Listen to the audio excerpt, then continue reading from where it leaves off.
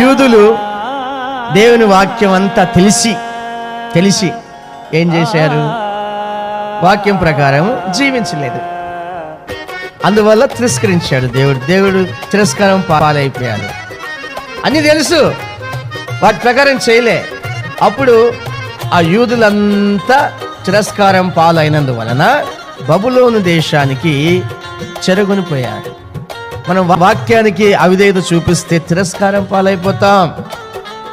అయితే మనము దేవుని చేయి పట్టుకొని నడుస్తున్నప్పుడు వేరే వాళ్ళు మనల్ని తిరస్కరిస్తారు. అందుకని యేసు ప్రభు చెప్పిన మాట ఏంటంటే, నా బిడ్డలారా, నా శిష్యులారా, లోకంలో మీకు శ్రమ కలుగుతుంది, అయినా మీరు భయపడొద్దు. మీరు భయపడొద్దు. లోకంలో మీకు కలుగుతుంది, శ్రమ కలుగుతుంది, భయపడొద్దు. నేను లోకాన్ని జయించాను.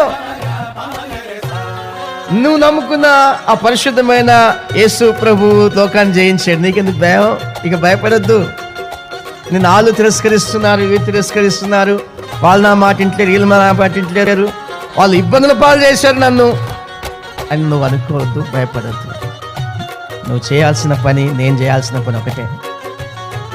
నిలువు మోకాలు వేసి 2 చేతులు ఆకాశం అందున్న పరిశుద్ధమైన దేవుని వైపు చేతులెత్తి, దేవా, మేము అధిక తిరస్కారం పాలైతిమి, మమ్మును కరుణించుము అని ప్రార్థన చేస్తే చాలు. దేవుడు వెంటనే జవాబు ఇస్తాడు.